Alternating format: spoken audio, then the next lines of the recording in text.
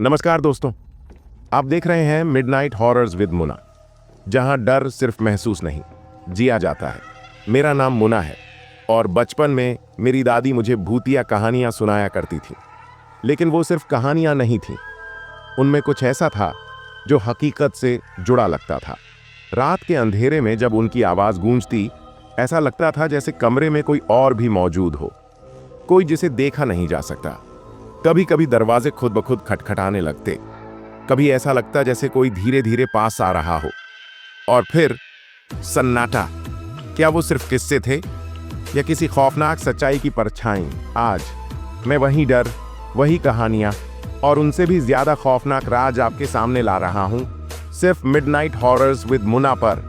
अगर आपको भी अंधेरे की सच्चाई जाननी है, अगर आपके अंदर डर को महसूस करने की हिम्मत है, तो सब्सक्राइब करें और कदम रखें इस खौफनाक सफर में। अंधेरा घना हो चुका है, कहानी अब शुरू होती है। दोस्तों, आप तो जानते ही हैं कि इस बार हमारे देश में 144 साल बाद महाकुंभ का आयोजन हो रहा है और महाकुंभ अपने आप में बहुत महत्व रखता है। हालांकि इसके भीतर कुछ रहस्य छिपे हैं जिन्हें हम आम लोग आसानी से अनदेखा कर सकते हैं। आपने महाकुंभ में कई नागा साधुओं, संतों और असंख्य सिद्धों और महात्माओं को देखा होगा। आप सोच रहे होंगे कि वे बाकी समय कहाँ रहते हैं और अचानक इतने सारे कैसे प्रकट हो गए। आपके मन में एक और सवाल हो सकता है, नागा साधु वास्तव में कौन है? उनके पास कौन सी शक्तियां या सिद्धियां होती हैं? उनके पास कौन सी क्षमताएं होती हैं? इस बारे में आपकी जिज्ञासा वही है जो मेरी भी थी। जब मैंने और जानने की कोशिश की तो मुझे भी एक दिलचस्प कहानी मिली। मुझे लगा कि यह कुछ ऐसा है जिसे मुझे आपके साथ साझा करना चाहिए। मुझे पता चला कि कुछ नागा साधु ऐसे होते हैं जो शक्तिशाली बनने का सपना देखते हैं और असीम अदृश्य शक्तियों को प्राप्त करने के लिए काले तांत्रिक अनुष्ठान करना शुरू कर देते हैं। ऐसे ही एक आयोजन में एक अघोरी था जो अशुद्ध तांत्रिक अनुष्ठान करता था और उसकी सहायता एक अन्य अघोरी कर रहा था। इन अनुष्ठानों के बीच एक आम आदमी अनजाने में खुद को बीच में फंसा हुआ पाता है। उसे पता ही नहीं होता कि वह कितनी बड़ी गलती कर रहा है। उसे क्या पता कि जाने अनजाने में उसने खुद पर बहुत बड़ी विपत्ति को आमंत्रित किया है। यह सब महाकुंभ की एक भयानक पूर्णिमा की रात को शुरू हुआ। नदी के किनारे मंत्रों की गूंज और डमरू की लयबद्ध थाप से जीवंत थे। केसरिया वस्त्र पहने, अपने लंबे बिखरे बालों को तूफान की काली लटों की तरह लहराते हुए एक युवती भीड़ के बीच अकेली चली जा रही थी। वह नागा साध्वी रुद्राक्ष थीं, एक शक्तिशाली तपस्वी जिन्होंने अपना जीवन त्याग के मार्ग पर समर्पित कर दिया था। लेकिन आज रात कुछ अलग महसूस हुआ। एक अजीब सी बेचैनी उसके दिल को जकड़ रही थी। उसकी अंतः प्रज्ञा उसे बता रही थी कि कोई उसे देख रहा है, लेकिन कौन? वह पलटी। उसकी पैनी आंखें परछाइयों को देख रही थीं, लेकिन उसे केवल भक्ति में खोए हुए भक्त दिखाई दिए। उसे पता नहीं था कि दूर से एक जोड़ी अशुभ रक्तवर्ण आंखें उस पर टिकी हुई थीं, दुर्भावना से भरी हुई आंखें जो अघोरनी की थीं। अघोरनी, काले कपड़े पहने, एक भयावह आकृति, निषिद्ध श्मशान भूमि के भीतर खोपड़ियों के बिस्तर पर बैठी थी। वह पिछले 7 रातों से एक निषिद्ध अनुष्ठान कर रहा था, कुछ अकथनीय आह्वान कर रहा था। उसके मंत्रोच्चार नश्वर क्षेत्र में सुने जाने वाले किसी भी मंत्र से अलग थे, जिससे हवा में सिहरन दौड़ रही थी। लेकिन आज रात उसे कुछ और चाहिए था, अपने बलिदान को पूरा करने के लिए कुछ पवित्र। उसने उसे चुना था। जब वह नदी में अपने पवित्र स्नान कर रही थी, अघोरनी ने एक मंत्र फुसफुसाया, जिससे उसके चारों ओर का पानी अप्राकृतिक रूप से लहराने लगा। उसका प्रतिबिंब विकृत हो गया, उसकी दृष्टि धुंधली हो गई और एक अलौकिक ठंड ने उसे घेर लिया। उस पल उसने कुछ देखा, एक भयावह बिना आंखों वाला चेहरा पानी के नीचे से उसे देखकर मुस्कुरा रहा था। उसके गले में एक चीख फंस गई और इससे पहले कि वह कुछ कह पाती, एक छायादार हाथ गहराई से उभरा और उसे पानी में खींच लिया। महाकुंभ, जो दिव्य आशीर्वाद के लिए बना स्थान है, पवित्र और अपवित्र के बीच युद्ध के मैदान में बदल गया था। भक्तगण अपनी दृष्टि से परे चल रहे मौन युद्ध से बेखबर थे। जैसे ही रुद्राक्ष पानी के नीचे संघर्ष कर रही थी, उसे लगा कि उसकी आत्मा ही अलग हो रही है। उसकी चीखें लहरों से दबी हुई किसी तक नहीं पहुंची। अचानक उसके भीतर से एक अज्ञात शक्ति फूट पड़ी, जिसने अघोरनी के जादू की काली पकड़ को तोड़ दिया। सांस लेने के लिए हांफते हुए वह ऊपर आई। उसकी आंखें दिव्य अग्नि से जल रही थीं, लेकिन युद्ध अभी खत्म नहीं हुआ था। एक छाया उसके ऊपर मंडरा रही थी, जो जीवित लोगों की आवाज में उसका नाम फुसफुसा रही थी। अघोरनी ने उससे कहीं ज्यादा बुरी चीज को जगाया था, जिसकी उसने उम्मीद नहीं की थी। अगली सुबह घाट फुसफुसाहटों से गूंज रहे थे। पानी एक अजीब सी लालिमा में बदल गया था और कोई नहीं जानता था कि ऐसा क्यों हुआ। अघोरनी गायब हो गई थी और नदी के किनारे पर केवल एक रहस्यमय प्रतीक खुदा हुआ था। कुछ लोगों ने कहा कि यह अंडरवर्ल्ड का निशान था, जबकि अन्य इसे एक प्राचीन चेतावनी मानते थे। लेकिन रुद्राक्ष को बेहतर पता था, यह केवल शुरुआत थी। उसने पानी के नीचे जो देखा था वह केवल एक राक्षस नहीं था, बल्कि कुछ और भी पुराना, बहुत काला था। कुछ ऐसा जिसे कभी नहीं छेड़ा जाना चाहिए था। और अब उसे इस दुनिया में वापस आने का रास्ता मिल गया था। वास्तव में अघोरनी कौन था? उसने किस इकाई को जगाया था? और रुद्राक्ष को क्यों चुना गया? ये सवाल अगले एपिसोड में भयानक खुलासे की ओर ले जाएंगे। मेरे साथ बने रहिए, क्योंकि हम महाकुंभ के सबसे खौफनाक रहस्यों को उजागर करते हैं, जहां दैवीय और राक्षसी के बीच की रेखा खतरनाक रूप से पतली है। चांद की भयावह चमक के नीचे नदी के पवित्र तट शांत थे। रात की हवा में फुसफुसाहटें गूंज रही थीं। अदृश्य आवाजें हवा में भूतियां तनों की तरह बुन रही थीं। रुद्राक्ष टिमटिमाती लपटों के पास बैठी थी। उसका दिल अभी भी उन भयावह घटनाओं से धड़क रहा था जो उसने देखी थीं। उसे इतना गहरा दर्द महसूस हुआ कि यह उसकी आत्मा को जला गया। न केवल डर का, बल्कि विश्वासघात का भी दर्द। उसने अपना पूरा जीवन धर्म के मार्ग पर समर्पित कर दिया था, फिर भी भाग्य ने उसे अंधकार की खाई में फेंक दिया था, जिसका अस्तित्व उसे कभी पता नहीं था। उसने अपनी आंखें बंद कर लीं और अघोरनी का चेहरा उसके दिमाग में कौंध गया। उसकी रक्त रंजित आंखें, उसकी भयानक मुस्कान और एक शापित आभा की तरह उससे निकलने वाली भयावह शक्ति। रात की शांति एक कान फाड़ देने वाली चीख से बिखर गई। यह किसी भी मानवीय चीख से अलग थी, टेढ़ी मेढ़ी, पीड़ा भरी, समझ से परे भय से भरी। रुद्राक्ष की आंखें खुल गईं। नदी की गहराई से एक आकृति उभरी। उसका चेहरा भय से विकृत था। उसके अंग बेतहाशा फड़फड़ा रहे थे। पवित्र अनुष्ठानों के लिए एकत्र हुई भीड़ जम गई। उनकी सांसें गले में अटक गईं। वह आकृति एक भक्त थी, लेकिन कुछ बहुत गलत था। उसकी आंखें पूरी तरह से काली हो गई थीं। उसकी त्वचा सिकुड़ गई थी, जैसे कि उसमें से प्राण निकल गए हों। फिर, इससे पहले कि कोई प्रतिक्रिया कर पाता, उसका शरीर हिंसक रूप से ऐंठने लगा और उसे एक अदृश्य शक्ति द्वारा वापस गहराई में खींच लिया गया। नदी ने उसे पूरा निगल लिया और पानी एक बार फिर शांत हो गया। हवा में भय व्याप्त था। कोई भी हिलने, बोलने या यहाँ तक कि बहुत जोर से सांस लेने की हिम्मत नहीं कर रहा था।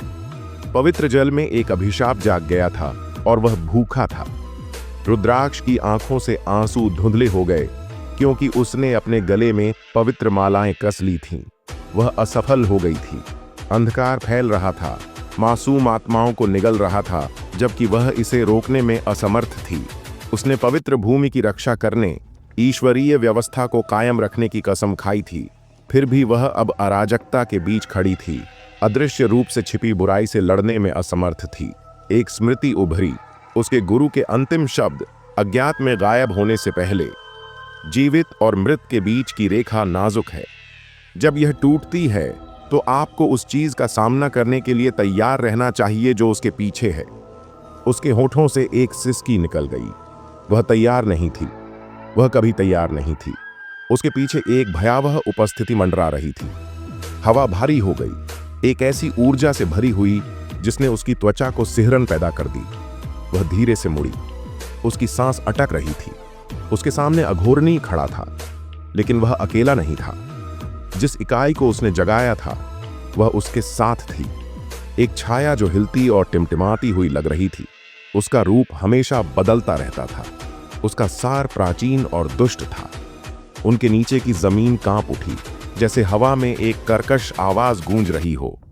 तुम्हें लगता था कि तुम मेरा विरोध कर सकते हो, प्रकाश के बच्चे? तुम एक ऐसे खेल में मोहरे के अलावा कुछ नहीं हो जो तुम्हारी समझ से कहीं अधिक बड़ा है। उस प्राणी की हंसी पीड़ा का कोलाहल थी, हर स्वर सुनने वालों की आत्मा को चीरता हुआ। भक्त तितर बितर हो गए। उनके आतंक के रोने की आवाज दमनकारी उपस्थिति में डूब गई, जो अब पवित्र भूमि पर हावी थी। नदी हिंसक रूप से हिल रही थी, मानो किसी अदृश्य शक्ति ने उसे अपने वश में कर लिया हो। पानी की सतह पर एक गहरा कोहरा रेंग रहा था, जो एक द्वार का आकार ले रहा था, मानव क्षेत्र से परे किसी चीज का द्वार। अघोरनी मुस्कुराया, उसके दांत तीखे और अस्वाभाविक थे। आपके पास जो आने वाला है उसे स्वीकार करने के अलावा कोई विकल्प नहीं है, उसने फुसफुसाते हुए कहा। उसकी आवाज सांप की फुफकार जैसी थी। रुद्राक्ष का दिल धड़क उठा जब उसे एहसास हुआ ये केवल महाकुंभ या प्रकाश और अंधेरे के बीच की लड़ाई के बारे में नहीं था। ये कुछ और भी पुराना, कहीं अधिक भयानक था, और वह अनजाने में ही इस सब की कुंजी बन गई थी। वह प्राणी कौन था जो गहराई से उभरा था? द्वार के पीछे क्या था? और रुद्राक्ष को क्यों चुना गया? अगले एपिसोड में जवाब मिलने बाकी थे, लेकिन एक बात तो तय थी कि महाकुंभ अब सिर्फ पूजा अर्चना का स्थान नहीं रह गया था। यह एक प्राचीन युद्ध का मैदान बन गया था, और सबसे बुरा दौर अब भी आना बाकी था। रात पहले कभी इतनी भारी नहीं लगी थी। रुद्राक्ष नदी के किनारे खड़ी थी। उसके हाथ पवित्र मालाओं को पकड़ते हुए कांप रहे थे। पिछली घटनाओं का भार उसकी आत्मा पर एक कुचलने वाली लहर की तरह दबाव डाल रहा था। शापित जल में मारे गए लोगों के चेहरे उसके हर विचार को परेशान कर रहे थे। उसने अपनी आंखें बंद कर लीं, उनकी चीखों को रोकने की उम्मीद में, लेकिन खोई हुई आत्माओं की गूंज और भी तेज होती गई। वह उनकी रक्षा करने में विफल रही थी। कुंभ, मोक्ष का स्थान, एक दुःस्वप्न में बदल गया था, और वह सतह के नीचे छिपी शक्तियों के सामने शक्तिहीन महसूस कर रही थी। इकाई ने उसे चुना था, लेकिन क्यों? वह क्या चाहती थी? उसने अपने आंसू पोंछे। दृढ़ संकल्प ने उसकी निगाह को कठोर कर दिया। अगर वह चाबी बनना चाहती थी तो उसे उस ताले को समझना होगा जो उसने खोला था। एक कर्कश चीख ने सन्नाटे को चीर दिया। नदी में विस्फोट हो गया, क्योंकि एक आकृति को किनारे पर फेंक दिया गया था। भीड़ पीछे हट गई, भय से हाँफने लगी। यह भक्त था जिसे नीचे खींचा गया था, लेकिन वह अब वहीं नहीं था। उसकी त्वचा उसकी हड्डियों पर कसी हुई थी। उसकी आंखें कालेपन के धंसे हुए खाली स्थान में थीं। अपने शरीर को नोचते हुए उसके होठों से एक भयानक चीख निकली, जिससे उसके अंदर कुछ तड़पता हुआ दिखाई दिया। छायाएं उसके चारों ओर घूम गईं, एक पुरानी भाषा में फुसफुसाते हुए। फिर एक पल में उसका शरीर हिंसक रूप से ऐंठने लगा और एक अप्राकृतिक कोण में पीछे की ओर झटका। उसके बाद जो सन्नाटा था वह बहराह कर देने वाला था। उसका बेजान शरीर वहां पड़ा था, एक विचित्र अनुस्मारक की मृत्यु यहां किसी के लिए सबसे बुरी नियति नहीं है। रुद्राक्ष की दृष्टि आंसुओं से धुंधली हो गई, क्योंकि वह बेजान शरीर के पास घुटनों के बल बैठी थी। वह अन्य भक्तों की फुसफुसाहट सुन सकती थी, जो सुरक्षा की प्रार्थना कर रहे थे, लेकिन कोई भी उसके करीब आने की हिम्मत नहीं कर रहा था। उसने हाथ बढ़ाया। उसकी उंगलियां उसकी ठंडी त्वचा को छू रही थीं, और एक क्षण के लिए उसने कुछ महसूस किया। एक नब्ज, भ्रष्टाचार के नीचे गहरे दबी हुई जीवन की फुसफुसाहट। उसने उसका हाथ पकड़ लिया। उसका अपना हाथ कांप रहा था, और एक प्रार्थना फुसफुसाई जिसे वह बहुत पहले भूल चुकी थी। उसकी खोखली आंखों में देखते हुए, चुपचाप माफी मांगते हुए, उसके गाल पर एक आंसू बह निकला। लेकिन बहुत देर हो चुकी थी। आत्मा चली गई थी। पीछे केवल पीड़ा का एक खोल छोड़ गई थी। एक सिसकी ने उसके शरीर को झकझोर दिया, और उसने अपनी मुट्ठियां भींच ली। अब और नहीं, वह इस अंधेरे को एक और मासूम की जान नहीं लेने देगी। अचानक हवा का झोंका नदी के किनारे से गुजरा, अपने साथ एक भयानक कर्कश हंसी लेकर आया। छायाएं अस्वाभाविक रूप से फैली हुई थीं, उसकी आंखों के सामने आकार ले रही थीं, और फिर वह बोली, तुम्हें लगता है कि तुम्हारी प्रार्थनाएं जो शुरू हो चुका है उसे उलट सकती है। आवाज न तो मानवीय थी और न ही पूरी तरह से राक्षसी। यह समझ से परे कुछ थी। वह इकाई उसके सामने खड़ी थी, रूपों के बीच बदल रही थी। उसकी उपस्थिति वास्तविकता को ही झुका रही थी। तुम ही कुंजी हो रुद्राक्ष, उसने फुसफुसाते हुए कहा और करीब आ गया।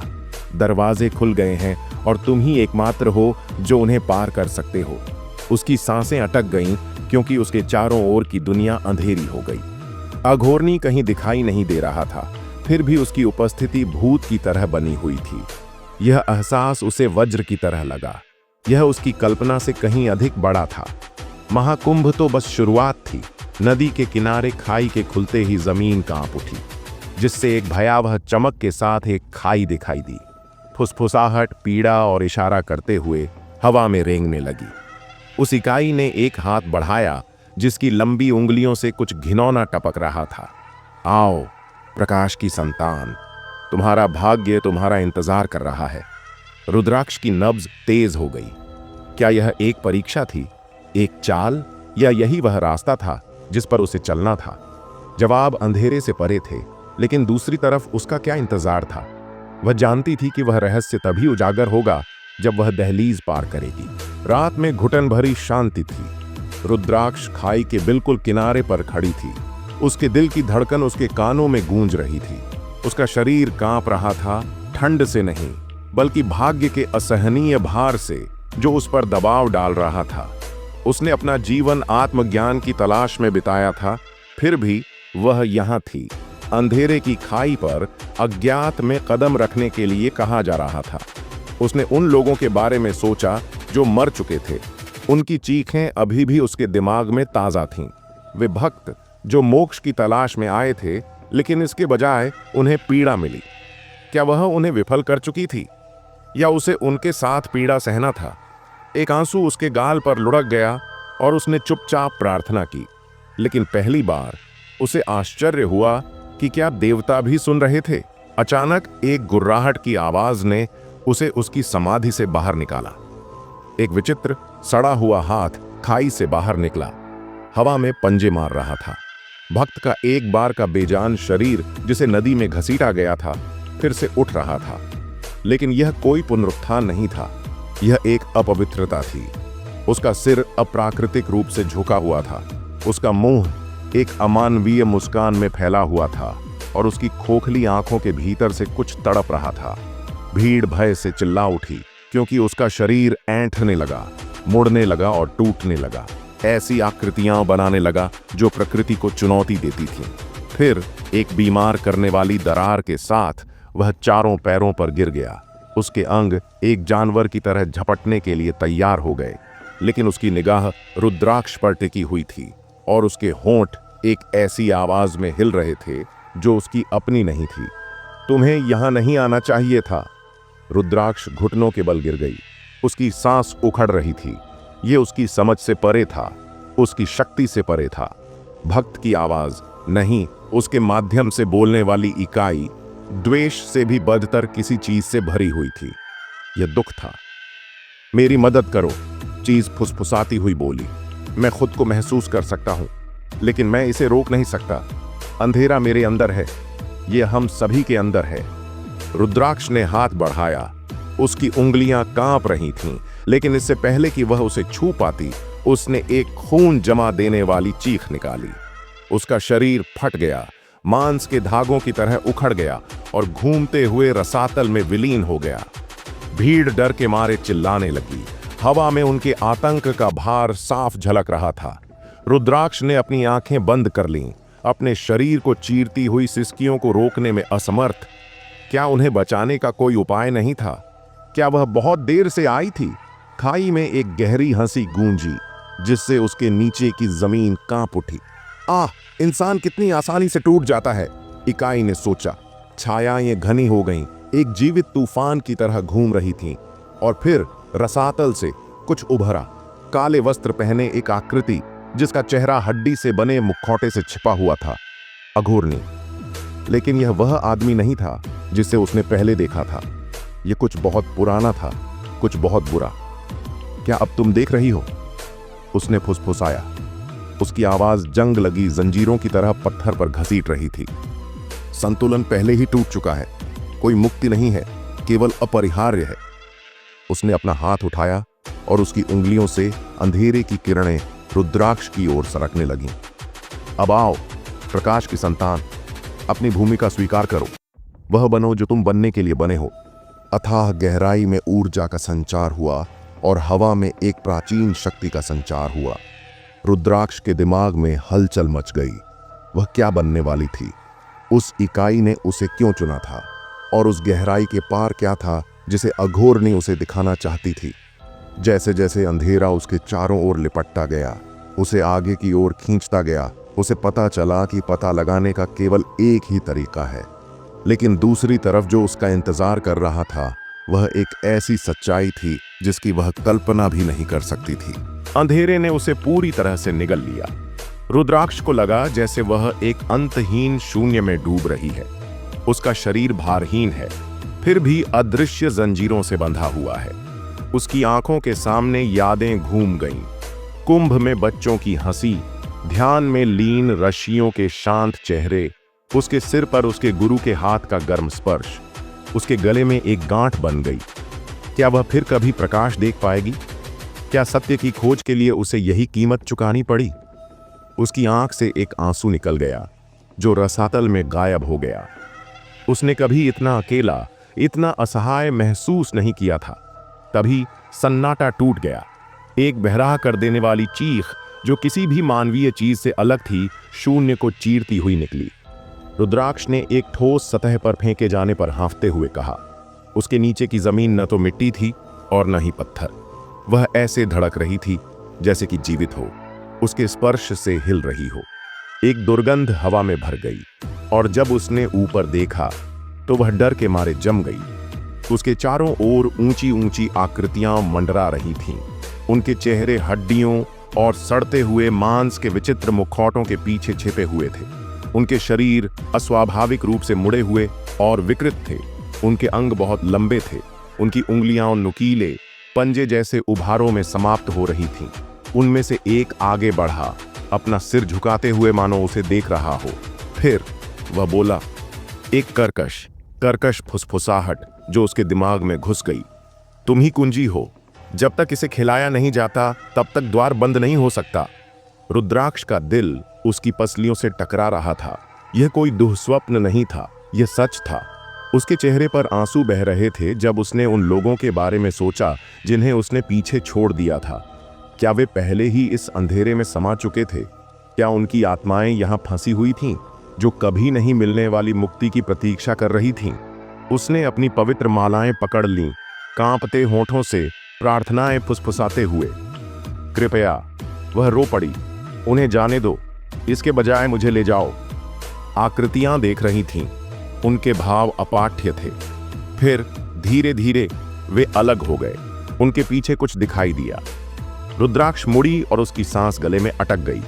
उसके सामने एक विशाल द्वार खड़ा था जो एक भयानक नीली चमक से धड़क रहा था। छायाएं उसके फ्रेम के भीतर मुड़ रही थीं, भयावह दृश्य बना रही थीं। चेहरे जिन्हें उसने पहचान लिया, लापता भक्त। उनकी आंखें भय से चौड़ी हो गई थीं, मुंह खामोश चीखों में खुले हुए थे, मानो भागने की भीख मांग रहे हों। लेकिन वे अकेले नहीं थे। उनके पीछे कुछ विशाल और अज्ञात छिपा था। एक ऐसी उपस्थिति जो इतनी प्राचीन थी कि उसे रीढ़ की हड्डी में सिहरन पैदा कर रही थी। अघोरनी की आवाज हवा में गूंज रही थी, हालांकि वह कहीं दिखाई नहीं दे रहा था। यह सच है रुद्राक्ष, महाकुंभ कभी भी भक्ति के बारे में नहीं था। यह एक आह्वान था, एक आह्वान।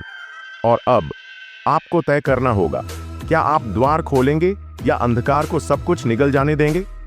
एक ठंडा डर उसकी हड्डियों में समा गया।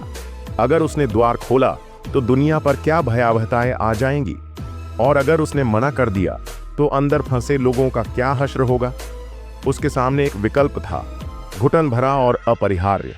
और जैसे ही उसने जवाब देने के लिए अपने होंठ खोले, जमीन कांप उठी और एक नई उपस्थिति ने खुद को प्रकट किया, ऐसा जिसे न तो उसने और न ही अघोरनी ने पहले से ही देखा था। कुछ या कोई उसके पीछे रसातल में चला गया था और उसके आने से सब कुछ बदल जाएगा। एक गगनभेदी गर्जना ने रसातल को भर दिया, जिससे रुद्राक्ष के पैरों के नीचे की जमीन हिल गई। हवा में एक अप्राकृतिक ऊर्जा भर गई, एक ऐसी शक्ति जो इतनी प्रबल थी कि उसकी हड्डियां कांप उठीं। उसके आसपास की आकृतियां पीछे हट गईं। उनके विचित्र शरीर पीड़ा में ऐंठ गए, क्योंकि एक अदृश्य शक्ति उन पर उतर आई।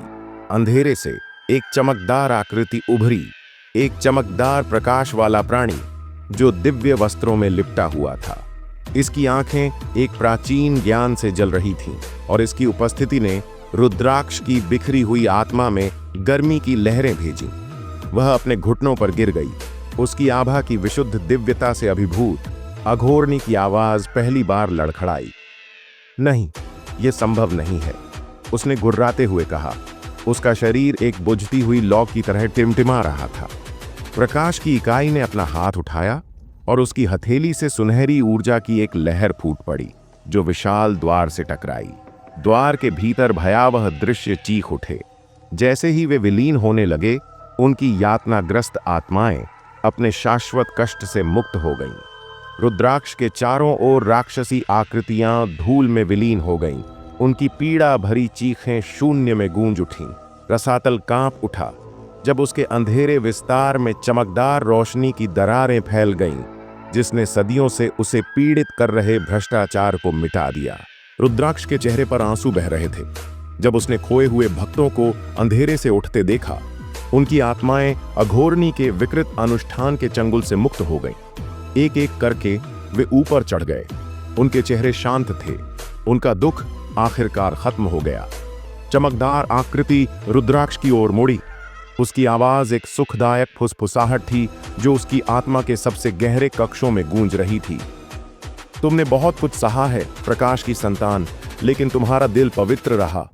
तुम कभी विनाश की कुंजी नहीं थे, केवल मोक्ष की कुंजी। अघोरनी ने एक अंतिम अमानवीय चीख निकाली, क्योंकि उज्ज्वल शक्ति ने उसे घेर लिया। उसका शरीर राख में बदल गया। उसकी अंधेरी महत्वाकांक्षाएं अस्तित्व से मिट गईं। उनके चारों ओर खाई ढह गई, ब्रह्मांड के बहुत ही ताने बाने में विलीन हो गई। रुद्राक्ष ने महसूस किया कि उसे ऊपर उठाया जा रहा है। उसका शरीर भारहीन है, क्योंकि वह सतह की ओर बढ़ रही थी। उसके चारों ओर की दुनिया धुंधली हो गई। घुटन भरे अंधेरे की जगह भोर की पहली रोशनी ने ले ली। महाकुंभ के नदी तट पर जागते ही वह हाँफने लगी। पवित्र जल उसकी उंगलियों पर धीरे धीरे लहरा रहा था। सूर्य उदय हुआ, आकाश को सुनहरे और लाल रंग में रंग दिया। जो भक्त मारे गए थे वे चले गए। उनके नाम हमेशा के लिए नियति के इतिहास में अंकित हो गए। रुद्राक्ष खड़ी थी। उसकी आत्मा हमेशा के लिए उन भयावह घटनाओं से बदल गई जो उसने देखी थीं। लेकिन अब वह समझ गई थी, अंधेरे और प्रकाश के बीच की लड़ाई हथियारों या शक्ति से नहीं, बल्कि विश्वास और करुणा से लड़ी जाती है। जहां डर रहता है वहां बुराई पनपती है, लेकिन आशा की एक छोटी सी झलक भी सबसे गहरे रसातल को हरा सकती है। उसने प्रार्थना में अपना सिर झुकाया, दुख में नहीं बल्कि कृतज्ञता में। महाकुंभ जारी रहेगा, इसका असली उद्देश्य बहाल होगा, न केवल शरीरों का बल्कि मोक्ष की तलाश करने वाली आत्माओं का एक पवित्र समागम। जब वह नदी से दूर चली गई तो हवा उसके चारों ओर फुसफुसा रही थी, जो दिव्य प्राणी का अंतिम संदेश लेकर आई थी। प्रकाश और अंधकार हमेशा मौजूद रहेंगे, लेकिन यह आपके द्वारा किया गया चुनाव है जो परिभाषित करता है कि कौन प्रबल होगा। और इसके साथ ही रुद्राक्ष भीड़ में गायब हो गई। अच्छाई और बुराई के बीच शाश्वत युद्ध की एक मूक संरक्षक, यह जानते हुए कि उसकी यात्रा अभी शुरू हुई है।